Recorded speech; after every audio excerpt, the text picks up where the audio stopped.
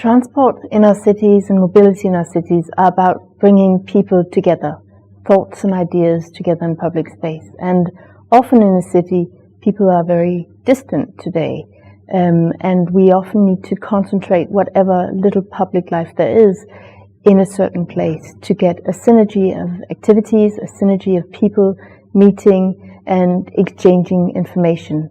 So often the projects become about concentrating public life, concentrating traffic and activities in the same places as a way of activating the spaces. It's often about programming the spaces in a way that invites people to come and to do different kinds of activities all through the year, all through the day, so that different kinds of people have the opportunity to meet different cultures and different age groups in the same spaces. And in order for us to do that, the amount of space that is given to each person in the area must be evenly distributed.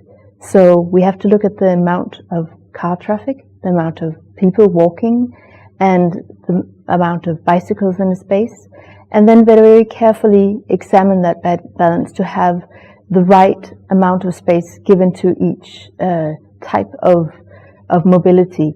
And by looking at that numbers, we can begin to decide what kinds of spaces do we want.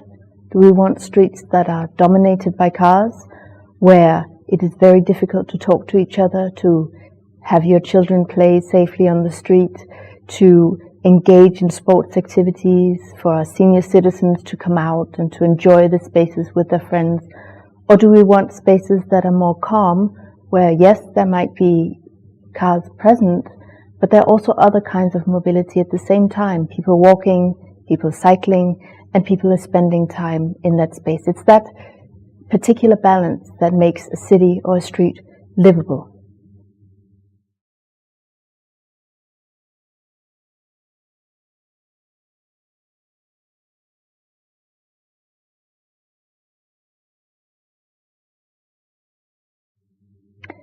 In a tropical city, the climate is obviously a particular hindrance to overcome.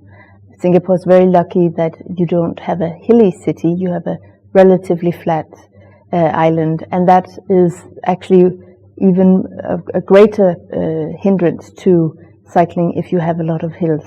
So you've already overcome one of the differences or the difficulties just by your topography. But for a tropical city, it's really about looking at the ease and the comfort of cycling. So maybe placing the cycling lanes where there's a gentle breeze coming in, where there's a nice shade, maybe from trees, maybe from structures.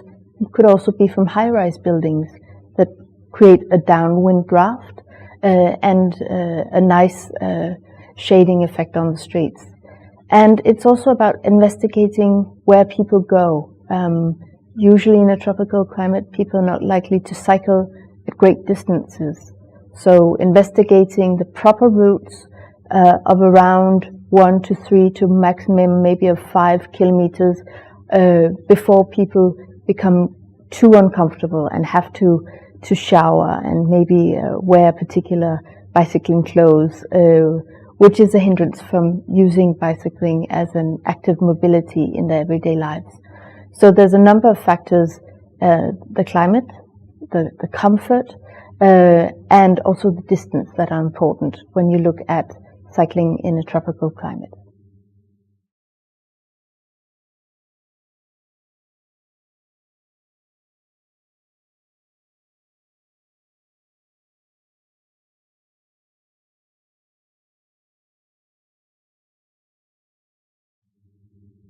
Often it's very difficult for leaders in a city to take the next leap, the leap from moving from a car-oriented city into a people-oriented city, because it's really not a question of cars versus people or cars versus bicycle, but it's about the kind of space and the kind of city we want. And often that takes a lot of courage, because there's a preconception of the car having the right-of-way in a city, that without a car we will lose vibrancy in our cities will lose customers. We have a feeling that it is in almost the United Nations act that we can drive directly into all other cities.